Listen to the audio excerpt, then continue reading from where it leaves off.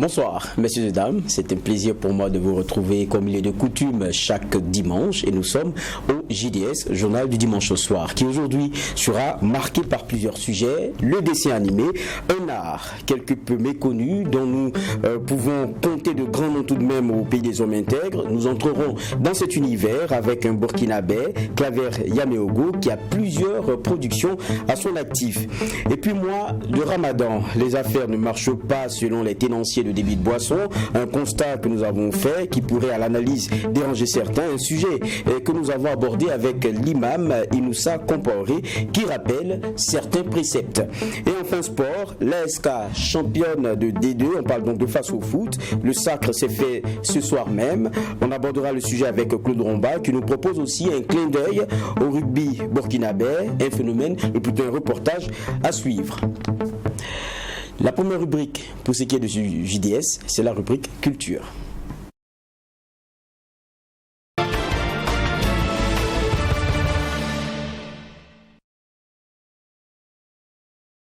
Nous l'annoncions tout à l'heure en titre, eh bien, nous allons nous intéresser au dessin animé avec un non-burkinabé qui a à son actif 16 films dans lesquels il traite des thèmes en rapport avec les réalités africaines. Installé au Japon, Claver Yaméogo, car c'est son nom, nourrit l'espoir de partager cet art. Pas facile, nous l'aurons sur ce plateau, on va faire un échange, mais avant, voici le reportage que nous propose Abdelrahim Nigné. Au Burkina Faso, on n'a que l'art. On n'a pas la mer, on n'a pas de pétrole, on n'a pas de diamant, à peine on a de l'or. Mais l'art devait être notre point focal.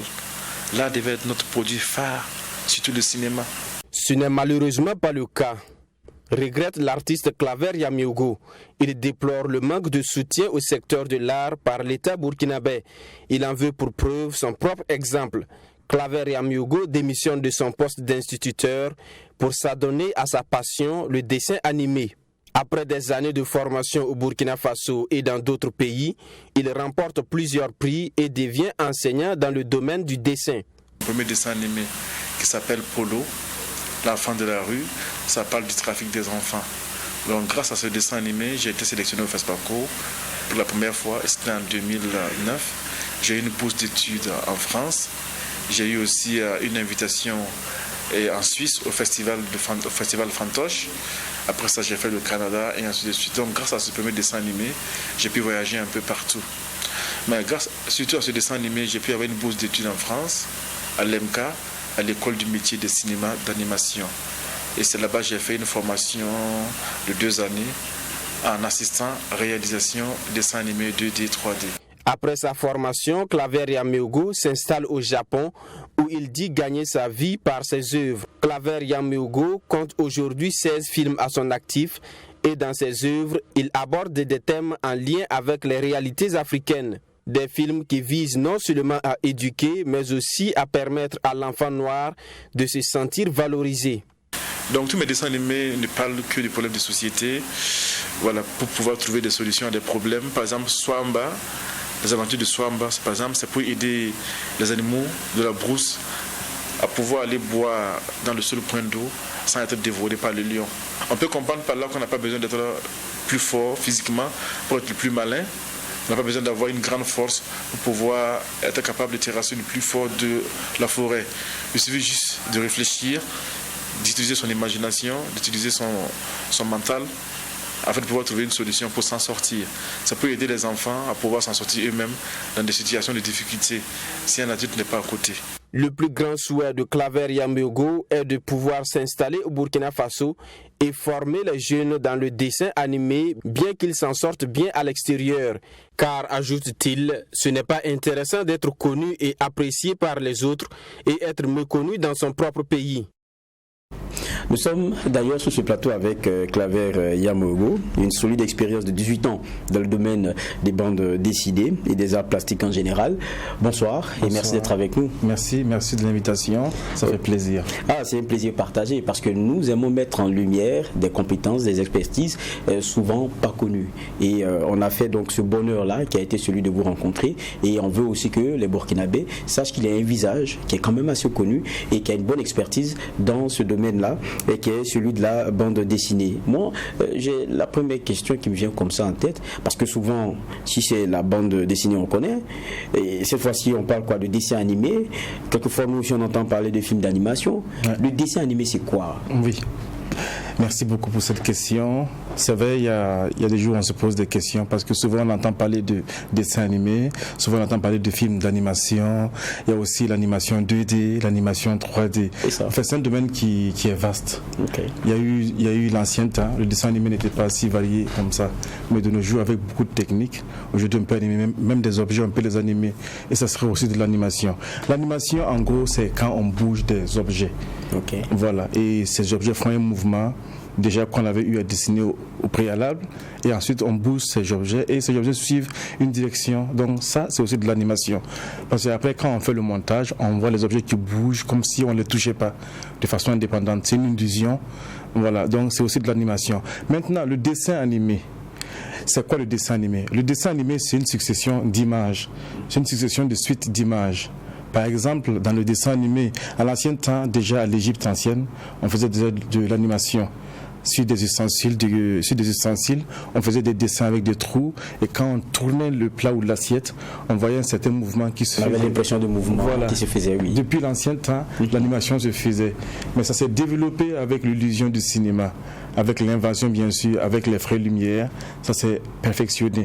Sinon, bien avant, le dessin se faisait à la main, à la technique de Walt Disney. On appelle ça la technique 2D. Du dessin dessiné directement à la main. Par exemple, on fait le mouvement d'un humain qui marche. Par exemple, quand on marche, d'abord on soulève le pied, ensuite la jambe, ensuite une partie de la cuisse. Donc il y a un mouvement qui se fait jusqu'à ce que le pied se pose. Et ce mouvement, un pas constitue maintenant ce mouvement plus le pied gauche et le pied droit. Donc ça fait plusieurs dessins comme... Voilà. Donc maintenant, en bougeant le dessin, le pied suit une suite de mouvements. D'accord. Et ce mouvement maintenant sera dessiné et répertorié. Et maintenant, les dessins sont uniques parce que c'est un dessin par feuille, un dessin par feuille. Et donc, on se retrouve à faire une seconde d'animation, une seule seconde de dessin animé. On se retrouve à faire 24 images. D'accord. Donc, c'est comme si on tournait en pellicule réelle, 24 images par seconde. Ce qui fait que quand on dessine une personne qui bouge, c'est juste le mouvement qu'on dessine. Et ensuite, en superposant ces dessins avec une certaine vitesse, on a le mouvement de la personne qui bouge. Et ensuite de suite, on peut essayer de varier le mouvement. La personne peut être assise, se lever, bâiller, bouger. Donc, le dessin animé est très complexe et c'est très compliqué. Ce n'est pas parce qu'on sait dessiner qu'on sait faire un dessin animé. Absolument pas. Parce qu'il y a encore d'autres leçons qu'il faut suivre. Il y a bien sûr d'autres lois. On va d'ailleurs même parler de la formation à un moment donné. Voilà, donc le dessin animé est vaste. Et le dessin animé, en gros, c'est quoi? C'est quand on bouge des objets. Ça peut être des dessins, ça peut être des images, ça peut être des objets. D'accord. Voilà. C'est ça l'animation. Tout à l'heure, l'élément qu'on regardait, il était quand même assez intéressant. Avec Abdoulrahim Nini, on parlait des débuts, mais on commence avec Polo, qui est votre premier bébé, le tout premier. Mais j'ai envie d'aller avant Polo. Comment est-ce que vous venez au dessin animé? Parce qu'on apprend que vous êtes d'abord enseignant. Oui, c'est vrai. Bon, en venant dans le monde du dessin animé, d'abord le dessin pour moi c'était ma passion. C'était bien sûr mon style de langage, parce que je n'ai pas parlé vite à l'enfance. Donc on avait la chance que notre mère, était une femme qui aimait beaucoup raconter les histoires et les contes de l'ancien temps. Donc avant de dormir chaque nuit, la mère nous réunissait et elle racontait une histoire qui aura une suite le lendemain. D'accord. Et moi, tout petit, déjà j'essayais de mettre des têtes d'animaux et des têtes de méchants, sur les personnages, des histoires de la mère. Et c'est ainsi de suite que j'ai commencé à me faire un monde imaginaire à moi. Étant donné que je ne parlais pas, donc il fallait que je dessine pour montrer souvent ce que je veux. Ce n'était pas facile à l'école, avec les camarades de classe qui se moquaient, souvent même avec quelques membres de la famille qui ne comprenaient pas pourquoi lui, il ne parle pas vite. Parce qu'à l'enfance, je bégayais tellement que je ne pouvais pas parler. Donc il fallait ajouter des dessins pour souvent montrer ce que je veux. Donc c'est dans ça que j'ai aimé le dessin et j'ai adopté le dessin. Et j'ai fait du dessin, je peux dire mon 8e sens. Voilà. Donc en grandissant avec le temps, j'ai continué avec les concours de dessin au lycée, ensuite au collège, maintenant à l'université. J'ai gagné vraiment les concours de dessin dessin à chaque fois. Donc, mais bon, avec les circonstances de la vie, je suis devenu instituteur au Creuset. Donc ensuite, en étant instituteur, c'est là que j'ai commencé à faire des cours de dessin aux élèves. Ça veut dire des cours parascolaires aux élèves qui souhaitaient apprendre à dessiner. Et c'est dans ces cours maintenant, et je faisais des cours le matin et le soir j'avais des cours parascolaires. Et je partais aussi à l'université. Donc j'avais un peu 3 boulots pour un peu joindre les bouts et c'était pas facile. Donc c'est là, dans ces mouvements, que j'ai entendu parler de la première formation pour devenir assistant en dessin animé, assistant réalisateur. C'était en 2008 à l'Institut Imagine de M. Gaston Kabouré. C'était une chance pour moi de saisir. Donc j'ai été à l'Institut Imagine, j'ai demandé la fiche, j'ai rempli et j'ai passé le concours et j'ai été admis. Donc c'était en 2008 que j'ai commencé ma toute première formation en dessin animé. Et malheureusement, la formation n'a pas pu aboutir parce qu'au bout de 3 mois, la formation s'est stoppée. Donc M. Gaston Kabouré a dû nous libérer. On était plus de 52 Africains à être là pendant la formation.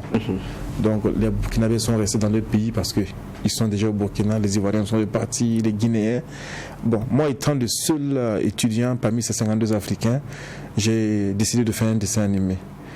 Au début, les camarades se moquaient, ils ne croyaient pas. Mais là, ça veut dire que l'enseignement, c'était fini, vous avez stoppé. Non, stoppé au bout de 3 mois. La formation était prévue pour 18 mois. D'accord. Au bout de 3 mois, ils ont arrêté la formation par manque de financement. Et vous aviez déjà arrêté aussi d'enseigner? Moi, j'avais arrêté d'enseigner. J'étais un chômeur et je ne pouvais plus reculer. Ça veut dire que je ne pouvais plus repartir encore au Creuset, dire embauchez-moi, il faut que je revienne. L'autre côté, ça n'a pas marché, ça ne se fait pas.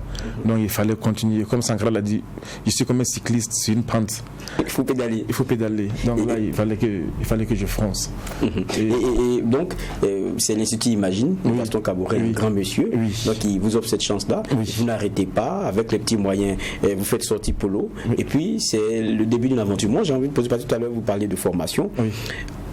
Pour que vous puissiez parfaire votre art, il fallait continuer. Mais c'était pas ici, il n'y a pas trop d'opportunités. Non.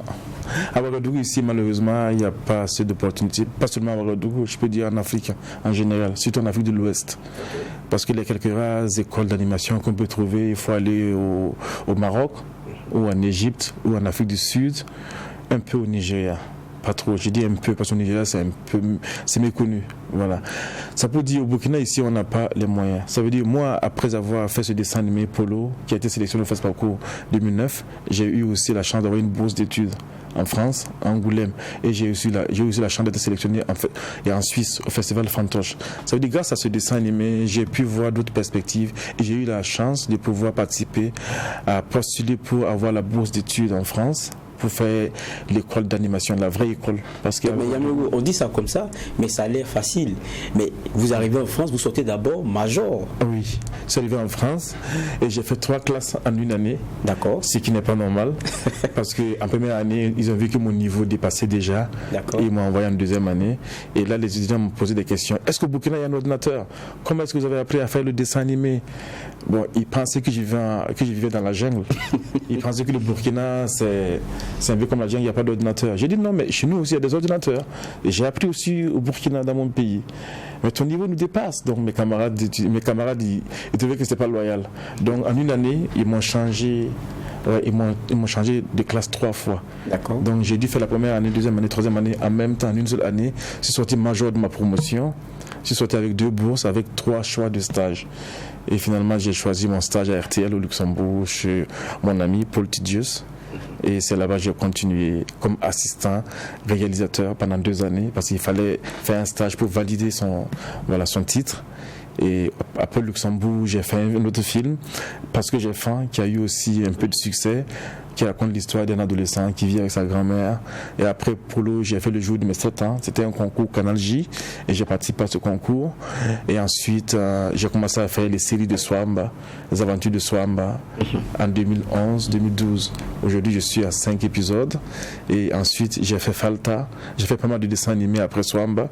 J'ai fait Alieno. Ensuite, j'ai fait Swamba. Ensuite, j'ai fait Falta, la petite fille qui a été prise dans l'engrenage de la lutte contre le terrorisme.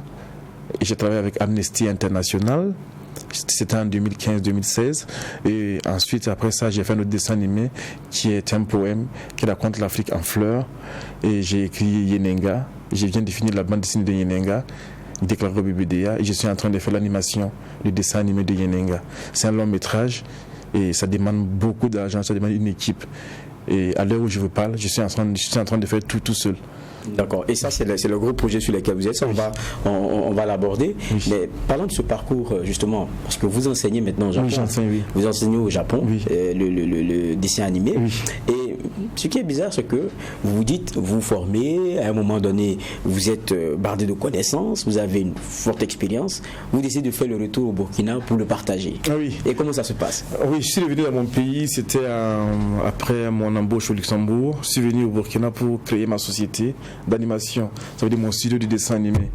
Tout content parce que je suis fier, je suis burkinabé, pourquoi pas essayer dans mon pays. J'arrive tout bonnement, je monte des dossiers et tout, et j'essaie de monter mon studio d'animation. Donc j'ai embauché mes anciens camarades qui étaient là avec moi pendant la formation, qui devait durer sur 18 mois. Et qui n'ont pas pu voilà. continuer. Donc j'avais quelques camarades là que j'ai embauchés pour travailler avec moi. C'était pour faire le pilote de ma série d'animation. Donc quand on a commencé, malheureusement, on n'a pas pu continuer parce que j'ai eu un problème au Luxembourg parce que celui qui produisait mon film a perdu son poste. Donc du coup, les financements ont dû être stoppés au bout de 3 mois de production. Et malheureusement, ceux avec qui je travaillais à Ouagadougou m'ont abandonné. Ils m'ont fui. Mais pourquoi ils vous ont fui? C'est parce que le dessin animé, c'est pas bien connu. Vous venez, je me dis que vous voulez partager votre art, mais en même temps aussi, vous voulez bien trouver des marchés, ouais. Parce que on a, je dis les choses comme ça, hein, il y a des annonceurs, on voit des publicités, par exemple quand on regarde en Europe, qui sont faits façon dessin animé et tout. C'est quoi? Vous avez proposé des offres, ça n'a pas prospéré, qu'est-ce qui s'est passé? Je pense que c'est un peu de ma faute, parce que pourquoi je dis c'est un peu de ma faute, au début ils avaient un salaire. Au bout de 1 mois, ils ont eu leur salaire. Ils ont eu des cadeaux avec moi, des palettes graphiques pour pouvoir dessiner directement sur l'ordinateur. 2e mois, ça allait bien. 3e mois aussi, j'ai pu honorer les engagements. Voilà, les engagements. Maintenant, c'est au 4e mois que tout a merdé. Quand mon producteur au Luxembourg a dit qu'il ne pourra plus honorer ses engagements, et j'ai même eu à transférer le mail à chacun d'eux, pour que chacun soit informé de ce que je reçois comme mail. Mauvaise nouvelle. Ils ont bien reçu le mail et personne n'a daigné répondre au producteur pour comprendre. Non. Au contraire, c'est sur moi qu'ils se sont acharnés, mais bon. Ça c'est la réalité de l'entrepreneuriat aussi. Voilà donc. Et finalement, ils ne me l'ont pas dit ouvertement, mais du jour au lendemain, je me suis retrouvé seul dans ma maison, sans personne. Et j'ai dû continuer ma série jusqu'aujourd'hui. Je travaille tout seul jusqu'aujourd'hui. J'ai dû continuer tout seul. Aujourd'hui, maintenant que ça va. Dieu merci.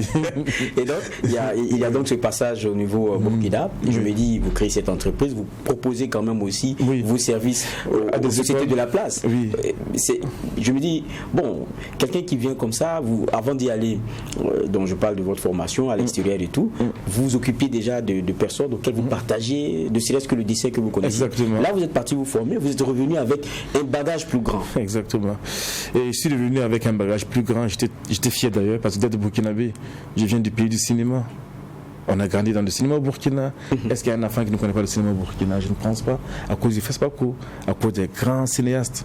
Idrissa Ouedraogo, Gaston Kaboré, nos enfants connaissent le cinéma. Alors je suis venu au Burkina moi aussi pour ajouter ma pierre à la contribution, c'est-à-dire à l'édification du Burkina Faso. Donc j'ai monté des dossiers pour pouvoir monter ma société de production et aussi avoir aussi une aide au niveau des sponsors et pouvoir aussi donner des cours gratuitement dans les écoles. Gratuitement au Burkina ici. J'ai monté mes dossiers, c'était en 2012, avec la moto que j'avais à l'époque, avec des dossiers que j'ai imprimés en couleur, avec un DVD que j'ai joint dans chaque dossier et j'ai été distribué dans les grandes écoles ici, universités. J'ai proposé d'enseigner gratuitement afin de pouvoir montrer une partie de ce que j'ai appris en Europe. Aucune école ne m'a appelé. Aucune société, aucune institution burkinabé ne m'a appelé. Au moins, on a reçu ton dossier, on est en train de fouiller, une partie qui nous intéresse, viens, on va discuter. Personne ne m'a appelé. Je suis resté ici pendant 3 à 4 mois de galère. Personne ne m'a secouru, non? Ici au Burkina, non? Non. Et qu'est-ce que vous faites après? Après ça, qu'est-ce qui s'est passé? C'est en Côte d'Ivoire, finalement. J'ai bougé, j'ai changé de pays. Avec ma copine du moment. On a quitté le Burkina, on est allé en Côte d'Ivoire. Avec le même dossier que j'ai monté sur Burkina Faso. J'ai juste changé les noms. Et bien sûr la date. C'est pour adresser aux structures. Bien sûr. Et j'ai modifié ces lettres juste un peu et j'ai déposé encore un dossier en Côte d'Ivoire, dans des sociétés, dans des écoles, dans des universités. Jusqu'à 7. Je me rappelle bien du nombre, en fait. Parce que je me rappelle que c'était 7, parce que je me disais que 7, c'est un chiffre porte-bonheur. Et je vous promets que le lendemain, j'ai reçu 6 appels. J'ai reçu 6 coups de fil concernant ces dossiers que j'ai déposés en Côte d'Ivoire. J'ai reçu 6 coups de fil. Et il y avait déjà 2 universités qui me proposaient déjà des heures pour venir enseigner chez eux. Ils sont intéressés parce que je suis prêt à enseigner à leurs étudiants. Mais là-bas, c'était gratuit? C'était gratuit, mais ils me payaient. Ok. Ils me payaient le carburant, ils me payaient le café. Je ne demandais rien, au fait. Et à chaque fois, quand je donnais des cours en Côte d'Ivoire, tous les étudiants de cette classe venaient dans ma classe. Et même les profs venaient suivre mes cours.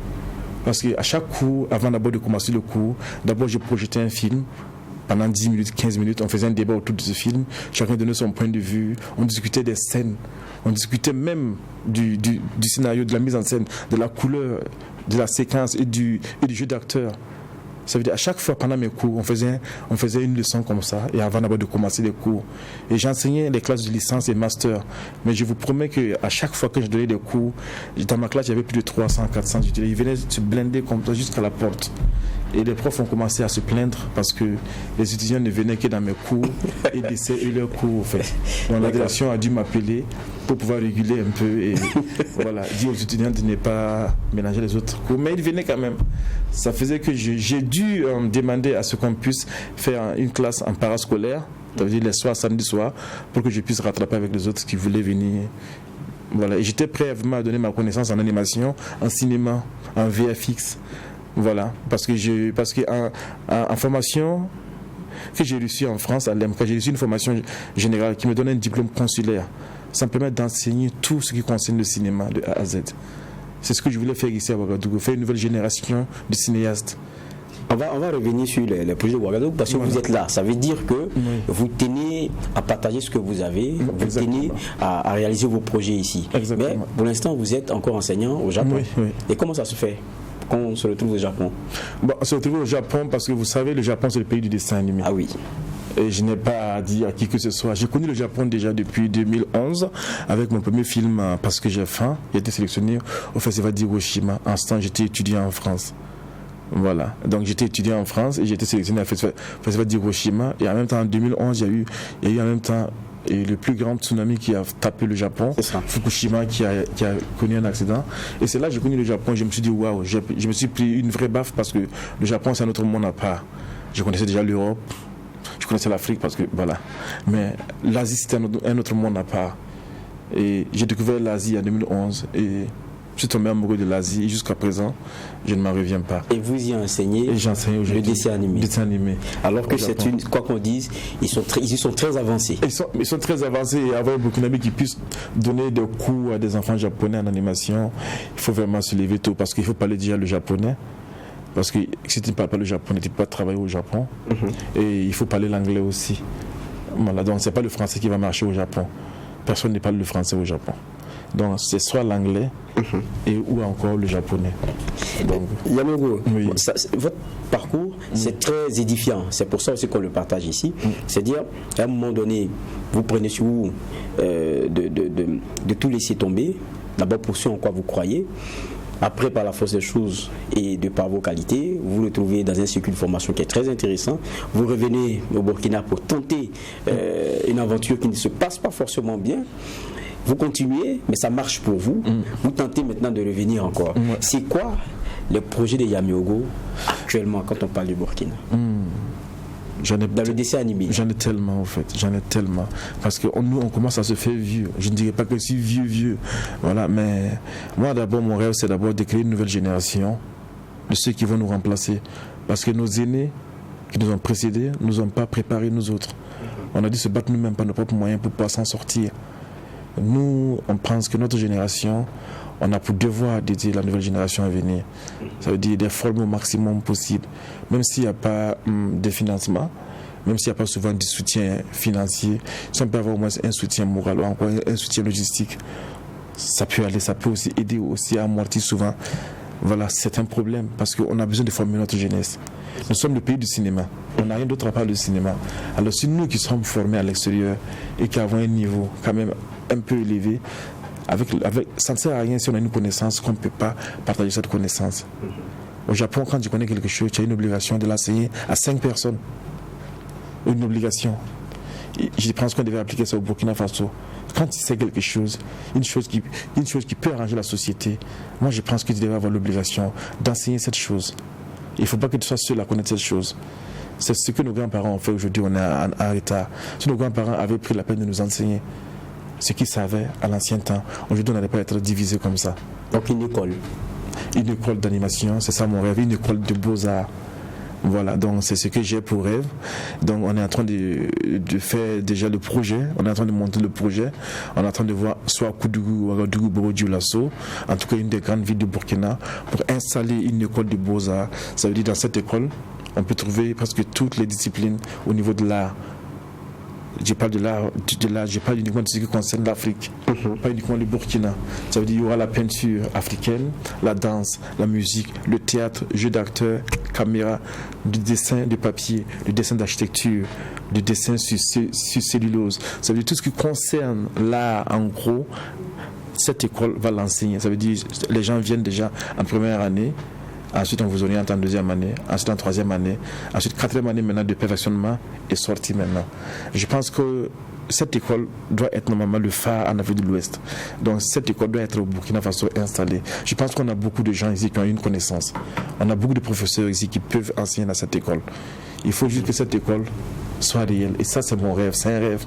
C'est de construire cette école, une école de beaux-arts au Burkina Faso.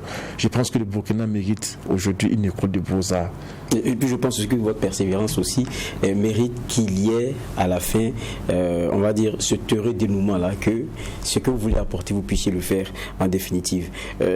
Claver Yameougou, avec vous, on pourrait parler pendant 1 heure, hein, si c'est du dessin animé. Parce ça fait plaisir. Je pense que dans vos dernières productions, vous êtes même intéressé au pays alternatif. Effectivement. Le monsieur Yacouba Sawadogo. Oui. Voilà. Comment vient l'idée et puis comment ça colle pour ça passe au dessin animé? Voilà. Donc j'ai réalisé un film d'animation sur Yacouba Sawadogo, le monsieur qui a eu le prix Nobel alternatif en 2018. Voilà, donc c'est une grande personne, c'est un monument, Yacouba Sawadogo.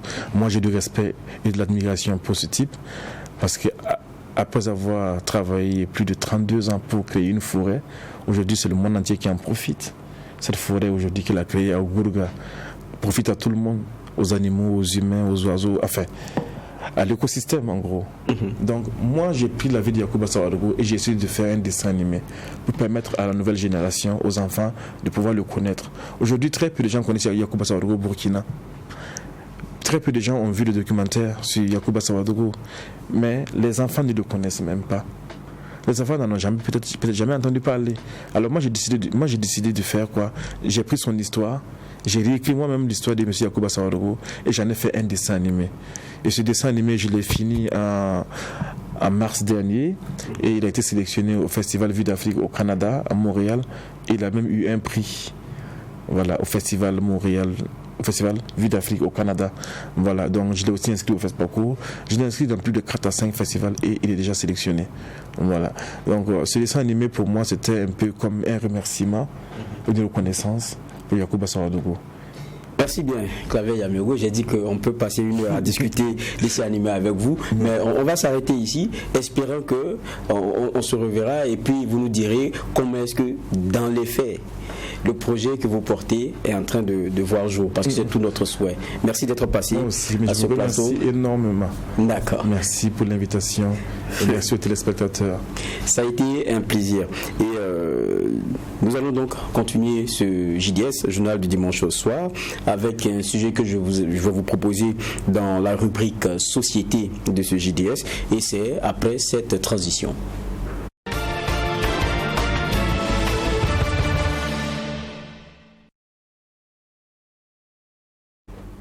Nous avons plutôt le carton économie et pas société.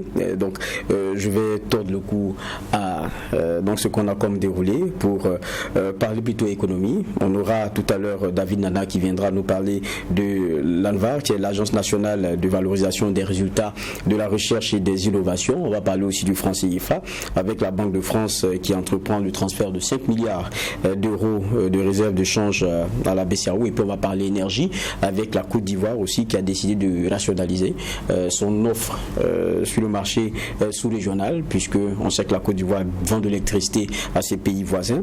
Mais pour parler de l'ANAVA, l'Agence nationale de valorisation des résultats de la recherche et des innovations, on va s'intéresser à l'un des produits justement de notre recherche au niveau burkinabé, c'est l'autocuiseur. Il est du docteur Igo Serge et c'est dans ce reportage. Il y a 2015,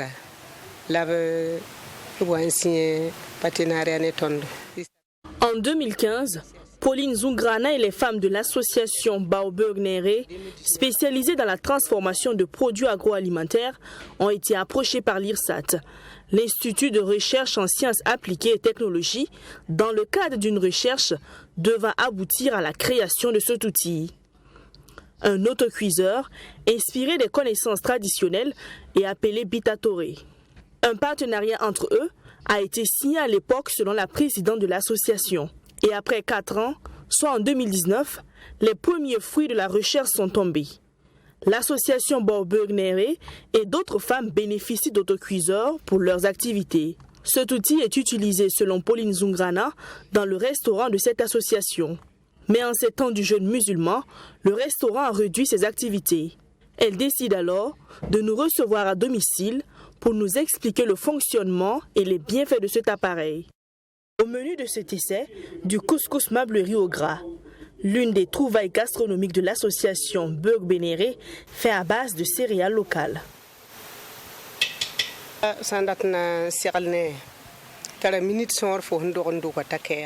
Avant d'utiliser l'autocuiseur, il faut d'abord commencer à préparer son plat comme d'habitude au gaz ou tout autre moyen que vous avez. Moi, j'ai utilisé le faitout. Je voulais préparer du couscous au gras, alors j'ai procédé normalement. J'ai frit le poisson, les légumes et autres, j'ai mis un peu d'eau et j'ai laissé mijoter avant de verser le couscous. J'ai laissé bouillir un peu avant de mettre ma marmite dans l'autocuiseur. Une fois ma marmite au fond du Bitatore, je vaque aisément à mes occupations. Après quelques minutes, ce sera prêt à servir. L'autocuiseur Bitatore est constitué d'isolants locaux tels que le kapok et la sciure de bois. L'intérieur est tapissé d'un matériau isolant, entraînant une réduction des pertes de chaleur de la marmite et de son contenu. C'est pourquoi il faut pré-cuire le repas à l'aide d'un foyer avant d'utiliser l'autocuiseur Bitatore. L'autocuiseur Bitatore, en réalité, a besoin de la chaleur de son contenant pour terminer la cuisson. Cet autocuiseur est très bénéfique. Vous-même, vous avez vu comment c'est allé vite. Il suffit que la marmite soit bien chauffée et c'est parti. Le Bitatore rend agréable la cuisine. Imaginez si c'était le bois ou le charbon. Je n'aurais pas pu faire autre chose en plus. Je serais à côté de la marmite à souffler dans le feu. Vous avez été témoin. Pendant que la marmite était dans l'autocuiseur, je triais mes céréales avec le couscous. En plus, avec l'autocuiseur, on peut conserver la nourriture jusqu'à 1 semaine. L'autocuiseur Bitatore permet de conserver la température du repas chaud pendant plus de 24 heures et de la boisson fraîche pendant plus de 15 heures. Dans la préparation du riz blanc, le Bitatore permet d'économiser 12% d'énergie et dans la préparation du haricot, il permet d'économiser jusqu'à 57% d'énergie. Pour Dame Pauline Zungrana, cet outil sera d'un grand apport pour les femmes en milieu rural. Nous, les femmes de la ville, nous constatons que l'autocuiseur Bitatore est bénéfique. Ça, c'est un acquis. Mais j'ai une pensée pour les femmes en milieu rural. Il serait bien de les aider à en avoir aussi. Je dis cela parce que les femmes et les agents des eaux et forêts sont tout le temps à couteau tiré lorsqu'elles vont chercher du bois sans autorisation. Alors que vous savez que débourser 300 ou 500 francs chaque jour pour payer une autorisation de couper du bois peut s'avérer difficile pour elles. Je crois que que si elles ont le Bitatoré, ce problème sera réglé. Plus de dépenses, plus de bagarres, et puis ça va les aider quand elles voudront préparer le matin avant d'aller au champ.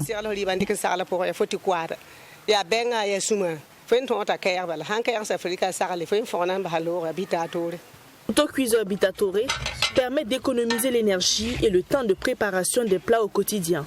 Aussi, il agit fortement pour la diminution des émissions de dioxyde de carbone. Pour l'instant, l'IRSAT a réalisé 2 modèles de Bitatoré, que sont le modèle métallique et celui en panier.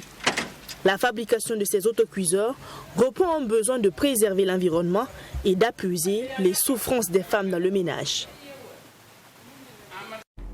On parle donc de cet autocuiseur, de fruit de nos recherches, donc du travail qui est fourni par nos chercheurs. On a parlé de l'IRSAT tout à l'heure. Et vous, David Nana, vous avez voulu nous parler de 3 sujets. Le premier qui est lié à l'autocuiseur. Déjà, bonsoir David et merci d'être avec nous. Bonsoir Geoffroy, c'est toujours un plaisir.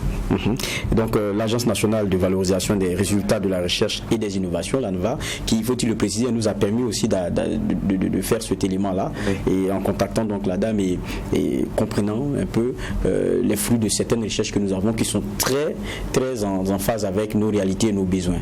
Justement, l'ANVA a fait aussi ce que comme mission qui lui est assignée.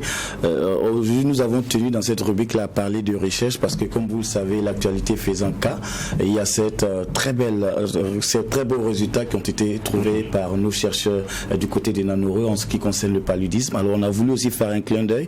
J'ai bien aimé aussi la façon dont vous avez introduit l'élément pour dire qu'on a aussi des résultats qui sont assez probants au Burkina Faso, mais malheureusement ces résultats ne sont pas toujours connus, comme quoi des chercheurs qui trouvent, il y en a au Burkina, mais des chercheurs dont les résultats sont connus, on en trouve peu.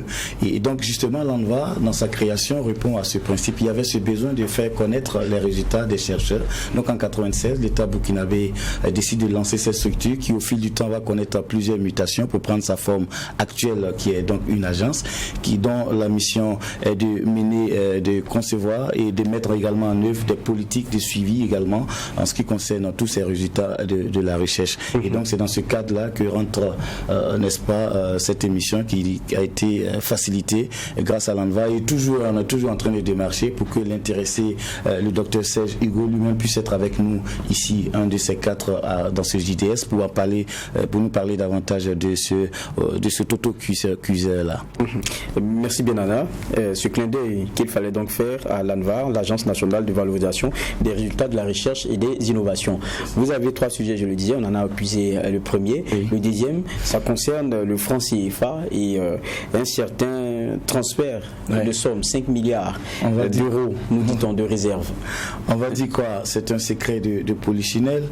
Le franc CFA fait débat aujourd'hui, on en parle beaucoup. Vous vous souviendrez qu'en décembre 2019, en Côte d'Ivoire, avec le président Alassane et le président Macron, il avait été décidé que, vu les suspicions, vu le débat autour de ce franc CFA, la décision avait été prise que finalement on allait travailler à ce que ce franc CFA n'existe plus, qu'on passe à une autre monnaie, d'où la décision de l'ECO.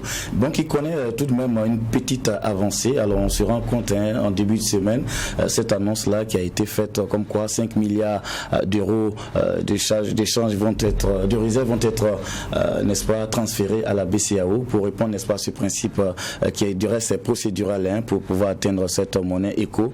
C'est sans doute cette décision, cette entreprise de la Banque de France qui a permis, n'est-ce pas, vous l'avez sans doute constaté aussi ces temps-ci, lorsque le ministre en charge de l'économie et des finances, le nôtre, monsieur Lassane Kaboré, s'adressait à la représentation nationale, je crois que c'est le 4 mai dernier, et il a fait cas de l'éco en disant qu'il y avait quand même de l'évolution et que d'ici 2024, tout devrait être fait. Et on sentait une certaine assurance. J'imagine bien aussi que ce détail-là contribue aussi à ce qu'on puisse, n'est-ce pas, avoir encore beaucoup d'espoir et optimiser en ce qui concerne l'effectivité de cette monnaie qui sera propre à l'Afrique de l'Ouest.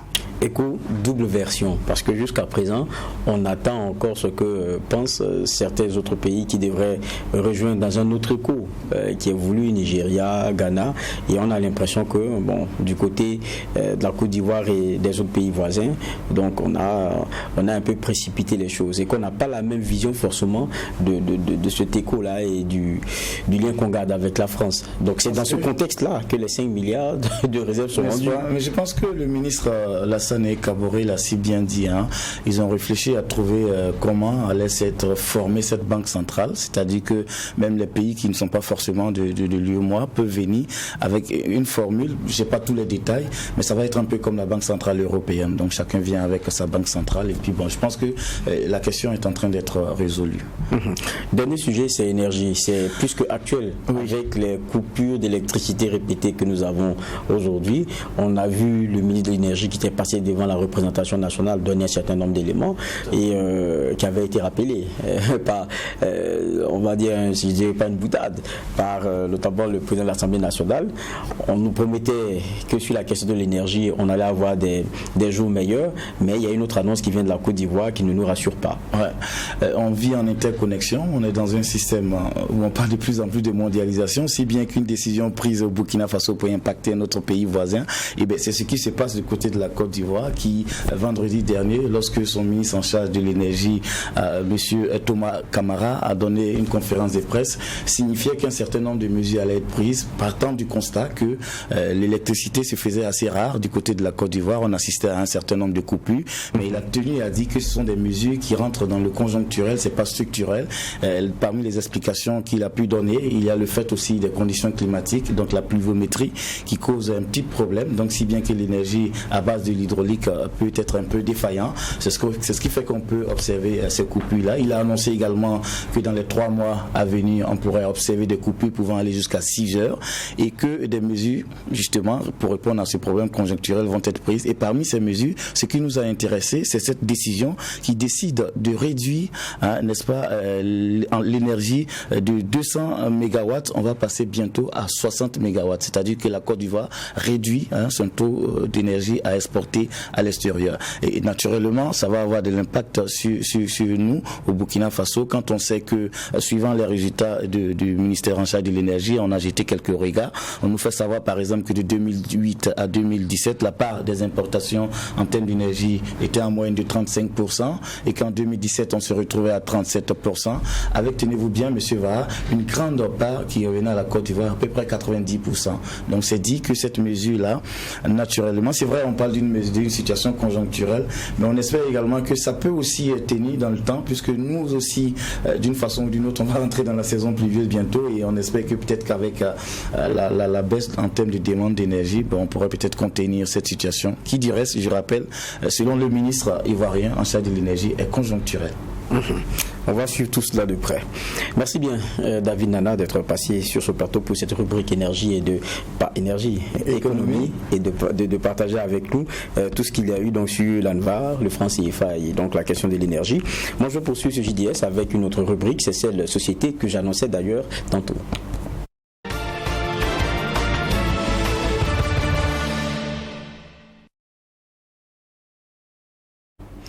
Nous tirons vers la fin du mois béni de Ramadan, mois consacré aux jeunes musulmans. Cependant, s'il y a un constat à faire, c'est celui de la baisse des activités au niveau des débits de boissons. Nous avons donc promené nos caméras en ces lieux et abordé donc cette question, pas seulement avec les tenanciers, mais aussi le sujet abordé avec l'imam Inoussa Compaoré, puisque cela suscite quelques analyses. Il nous a rappelé certains préceptes. C'est Sanata Séré qui nous propose ce reportage. Oui, la bière est glacée, il n'y a pas de clients, c'est vrai, mais on est dans le mois de carême en fait. On est dans le mois de carême, donc c'est normal. Les gens sont en train de chercher la bénédiction de Dieu. Puis ces 2 jours là, si tu veux la bière fraîche, il faut venir seulement, tu as gagné.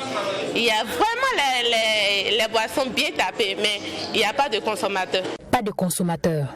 C'est ce qui ressort de nos entretiens avec les différents gérants des débits de boissons dans la capitale burkinabé. Nous sommes en plein mois des jeunes musulmans, une période au cours de laquelle le musulman consolide sa foi et s'écarte davantage des interdits de la religion musulmane, comme la consommation de l'alcool. Y a-t-il un lien entre la baisse de la fréquentation des débits de boissons et ce mois de pénitence? Chez les tenanciers des débits de boissons, chacun tire sa conclusion. Ouais, effectivement, depuis que le carême a commencé, tout est devenu naze. Voilà, c'est pas ici seulement parce que nous aussi souvent on tourne pour voir la réalité de certaines maquis. Là, effectivement, c'est naze partout. Voilà, avec le mois de carême. On vendait peut-être 1 700 000, 1 800 000 et les dimanches, y compris les samedis. Mais maintenant, on n'arrive même pas à avoir 200 000. Voilà, c'est que vraiment, ça a baissé complètement. Bon, bien avant le carême, le marché, bon, c'était bien, on vendait bien, mais le marché est vraiment mou. Donc, si ce n'est pas la Ligue des Champions, ça n'allait pas. Donc, c'est seulement le jour qu'il y a les matchs là qu'on vend un peu. Et ça, c'est quelque chose qui ça a toujours été comme ça. On sait ça depuis belle lurette que durant le mois de carême, nos frères musulmans sont un peu à l'écart. Donc je pense que ça ralentit beaucoup le marché. Selon Imam Inoussa Compaoré, le Coran enseigne que Dieu, pendant ce mois de jeûne, attache les démons et ouvre les portes du paradis. Et cela peut être donc un début d'explication de la baisse de fréquentation des débits de boissons. Ce que je peux faire comme analyse de ce qui est dit, c'est qu'alhamdoulilah, vous savez, le prophète alayhi salatu wassalam nous enseigne qu'une fois que le Ramadan, le croissant lunaire qui marque le début du Ramadan apparaît, Dieu enchaîne les démons.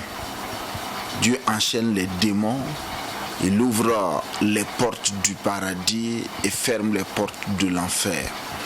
Donc nous pouvons faire cette analyse en disant que quelle que soit la personne qui était poussée par le diable, par les démons, à commettre des actes qui allaient à l'encontre de la volonté du Seigneur, c'est l'occasion à travers le Ramadan, mois de miséricorde, mois spécifique, avec le fait que les diables soient enchaînés, à ce qu'ils puissent jouir pleinement de ses potentialités et prendre ses décisions par lui-même. Ça peut être le fait que ceux qui disent tiennent, que ce soit également des musulmans qui avant le Ramadan fréquentaient aussi ces endroits, mais avec le Ramadan, prennent du recul et puis qu'ils ne fréquentent plus ces endroits. Pour certains, il est bien normal de constater moins d'affluence dans les débits de boissons pendant ce mois, non pas parce que ce sont les musulmans les consommateurs d'alcool, mais par respect pour ce mois béni.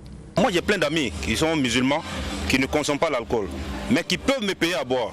Pendant qu'on fait le show, moi je ne suis pas musulman. Pendant qu'on fait le show, il me met bien, comme on le dit dans notre jargon. Voilà, ça dit qu'il me paye à boire. Moi, lui, ça ne le gêne pas. Voilà, il a les moyens, moi je n'ai pas les moyens. Il me met bien, il me paye à boire. Mais le mois de carême, vu qu'il ne fréquente plus ce genre d'endroits, je vais l'avoir pour qu'il me paye à boire. Mais durant tout le mois de carême, s'ils peuvent se mettre au sérieux et suivre correctement le mois de jeûne, moi je crois que c'est à saluer, c'est un geste à saluer. À la fin du mois de carême, les choses vont répondre. Le mois de carême, là, c'est un mois béni. Voilà, il faut toujours chercher des bénédictions, c'est très important. Voilà, chercher des bénédictions.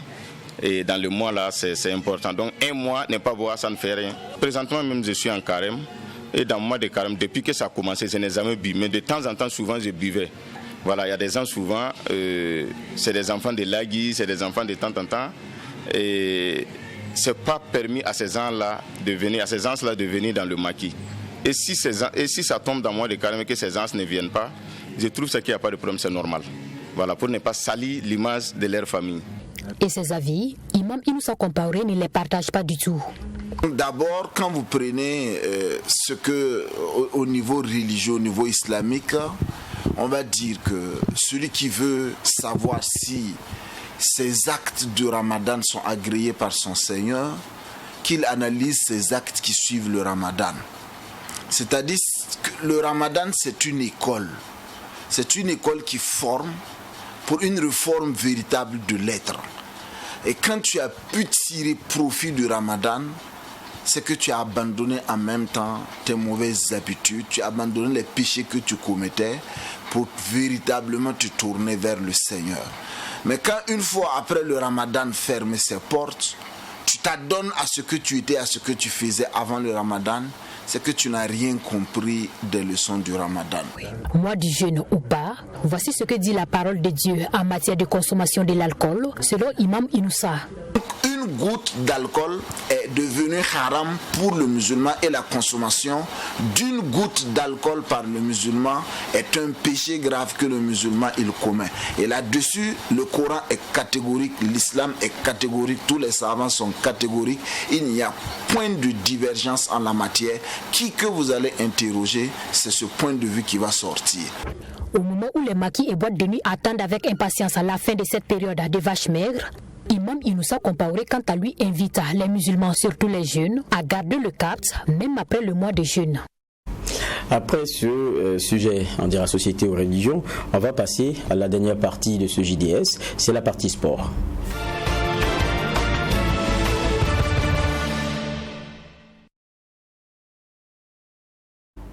Et pour cette page sport, je suis avec le journaliste sportif que nous recevons comme il est de coutume dans cet espace-là, Claude Lomba. Bonsoir et merci d'être avec nous. Je suis toujours content d'être là. Voilà, on va parler de l'ASK qui est championne de D2, c'est ce soir même consacré. Et puis on parlera rugby. Et puis, si le temps nous permet aussi, Fabrice Zango avec ses performances. On commence par, on va dire, l'actualité de ce soir. L'actualité de ce soir, en tout cas, la D2 a connu son apothéose avec la dernière journée, la 22e dernière journée de D2. À Ouagadougou, il y avait ce match entre l'ASK qui a été déclarée championne, puisque depuis la dernière, la journée précédente, puisque l'ASK avec 48 points ne peut plus être rejoint au classement. Donc l'ASK qui remporte donc ce championnat à D2. Il a reçu son trophée lors de cette rencontre des dernières journées face à l'AS École.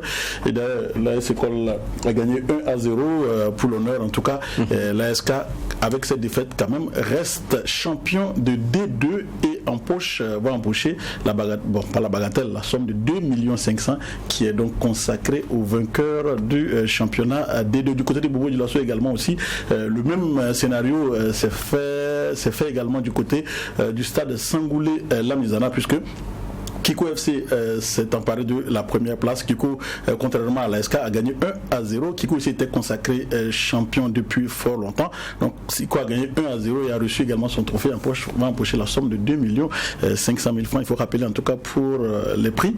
Kiko donc les deux champions remportent 2,5 millions chacun. Les deuxièmes de chaque poule vont remporter 2 millions et les troisièmes 1,5 million. Voilà. Et vous avez voulu aussi un clin d'œil pour le rugby burkinabé.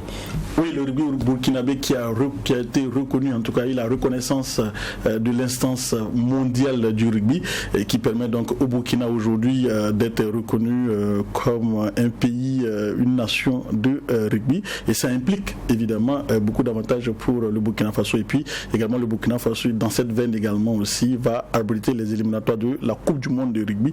Je pense que c'est deux événements majeurs pour la fédération burkinabé de rugby qui, dans une, je peux dire, dans une diplomatie qui lui réussit très bien avec sa présidente qui, quand même, est une bosseuse, comme on dit. Évidemment, et il y a un reportage d'ailleurs là-dessus qui nous est proposé, notamment par Yacine Savadogo. Du rugby africain. C'est un nouveau cap que vient de franchir la Fédération burkinabé de rugby au niveau mondial. Après avoir été membre associé et membre de plein droit, le Burkina Faso est désormais membre de World Rugby. Cette affiliation est une aubaine puisqu'elle permettra au Burkina Faso de bénéficier des avantages de la Fédération mondiale de rugby. Désormais, le Burkina Faso prendra part à tout ce qui est compétition mondiale. Et également, en termes de formation, le Burkina va bénéficier de l'appui de cette instance. Dorénavant, nous ne pouvons plus fonctionner comme avant. Il y a un certain nombre de choses dont il faut tenir compte.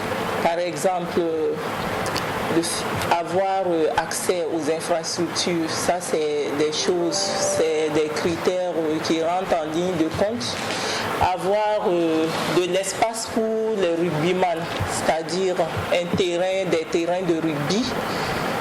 Également en termes de gouvernance, World Rugby est très regardant par rapport à cela. Pour la présidente de la Fédération burkinabé de rugby, cette affiliation va donner un nouveau visage au rugby burkinabé. Au niveau africain, il y a bien sûr, les compétitions, même au niveau africain, c'est piloté par la Fédération mondiale. Mais au niveau africain, quand on n'est pas affilié à la Fédération mondiale, il y a des compétitions auxquelles on ne peut pas prendre part. Donc, cette affiliation nous ouvre plus de portes, en fait. Donc, je peux dire que les compétitions organisées par Rugby Afrique, nous prenons part, et en plus de cela, désormais, nous prenons part aux compétitions organisées par World Rugby. Et d'ailleurs, quand on dit World Rugby organise une compétition, elle est en fait déléguée à Rugby Afrique. Le Burkina Faso s'élance dans la course pour la qualification au mondial. Après avoir déposé sa candidature avec d'autres pays pour organiser cette compétition de repêchage dans sa zone en vue de la qualification, les premiers responsables du rugby africain jugent bon de la tenir au pays des hommes intègres, qui est d'ailleurs une première selon l'officier de développement du rugby Afrique. Le Burkina a compéti avec d'autres fédérations et le Burkina a été retenu. Maintenant, le président disait tout à l'heure que le Burkina est devenu membre de World Rugby depuis 2020. Et donc, c'est une première depuis 2020, une première pour le Burkina d'organiser une compétition d'envergure internationale depuis qu'elle est membre de World Rugby. Cette compétition est une compétition de repêchage. Il y a effectivement, depuis 2020, cette compétition avait démarré. Elle est qualificative pour la Coupe du Monde. Mais le Burkina rentrant en ligne de compte depuis 2020, elle doit également avoir ses chances. Et Rugby Afrique donne au Burkina ses chances de pouvoir participer à cette compétition-là. Consciente que le développement du rugby au Burkina Faso doit être l'affaire de tous, Roland Boro appelle les acteurs à une forte implication. Le vrai développement du rugby burkinabé, cela requiert l'engagement de tous les acteurs du Burkina Faso, le volet politique, les autorités, l'accompagnement des partenaires. Et c'est d'ailleurs dans ce cadre que nous avons signé une convention avec le ministère de l'Éducation nationale pour introduire le rugby dans les écoles. Parce que nous avons remarqué que les enfants qui pratiquent le rugby dès le jeune âge ont des réflexes plus intéressants que ceux-là qui l'ont appris à l'âge adulte. Pour ce qui est du Burkina, moi j'ai foi et j'ai confiance en nos autorités. Ils nous ont toujours accompagnés. Et là, je n'ai aucun doute. Je sais qu'ils vont toujours nous accompagner à relever les défis. Le Burkina Faso est affilié à la Fédération internationale de rugby depuis le 18 novembre 2020 et la toute première grande compétition qu'il accueille se tiendra du 3 au 15 juin 2021. Elle rassemblera le Burundi, le Cameroun et le Burkina Faso, pays organisateur, à entendre le directeur technique national. Reportage que nous proposait donc Yacine Savadogo, Claude Lomba, très intéressant parce qu'on sent le leadership, quoi qu'on dise, de cette fédération. Oui, il faut dire que Mme Boro, en tout cas, sur son leadership, le Burkina est donc en train d'écrire en tout cas des belles pages au niveau donc du rugby. Voilà la reconnaissance mondiale, cette compétition internationale. Peut-être que le Burkina va se qualifier également pour cette Coupe du Monde. Je pense que c'est assez intéressant pour elle. Il faut dire que depuis qu'elle est là également aussi, on sent que ça bouge au niveau donc du rugby. Et bon, c'est vrai qu'il y a eu un moment des péripéties, il y a eu des difficultés, mais aujourd'hui, je pense que la famille du rugby semble être réconciliée et unie derrière cette dame-là qui arrive donc à faire progresser le rugby burkinabé. Outre cela, je pense également aussi qu'il y a des terrains qui sont en construction, des terrains de rugby. Si mes informations sont bonnes, c'est dire que voilà, dans quelques temps, le Burkina sera doté d'un terrain de rugby dédié au rugby, uniquement qu'au rugby, au lieu d'aller squatter les terrains de football. Ça sera un terrain donc pour le rugby et je pense que c'est déjà pas mal pour le Burkina Faso. Peut-être qu'on sera, pourquoi pas, un pays de rugby. Évidemment. Et puis, dernier clin d'œil avant de finir ce JDS avec Fabrice Zango, qu'on a déjà eu une fois au téléphone ici, mais qui continue de hisser très haut le nom du Burkina. Évidemment, après avoir donc battu le record du monde, il olympiques. Il réalise la meilleure performance mondiale de l'année. Il chipe la meilleure performance mondiale de l'année à l'américain Chris Bernard, auteur donc de 15 mètres 15. Donc le Burkinabé aujourd'hui avec 17 mètres 40 donc qui rentre dans l'histoire. Il a dit pour lui il veut remporter une médaille olympique pour le Burkina Faso. Je pense que pour ce début de saison estivale, je pense que le Burkinabé est tonitruant et pourquoi pas par rapport donc aux Jeux olympiques qui auront lieu à Tokyo du 23 juillet au 8 août, pourquoi pas le Burkina pourrait donc avoir sa première médaille olympique grâce donc à cet homme qui l'a dit ici sur ce plateau. Je veux remporter une médaille olympique, en tout cas le premier Burkinabé à remporter une médaille olympique pour le Burkina Faso, et on peut dire bon vent à lui. Il est sur le chemin. Bon vent. Et puis à noter ce qui a été très intéressant, ça a été aussi évidemment le point donné par le président du Faso, félicitant donc le jeune Fabrice Zango, et lui qui répond porter vraiment fièrement ses couleurs et de porter très haut le nom Burkina. Merci bien Claude Romba. C'est avec vous d'ailleurs qu'on met le point final à ce JDS, journal du dimanche au soir. On prend ici maintenant congé de vous. Bonne suite de programme toujours sur True TV et on se retrouve dimanche prochain.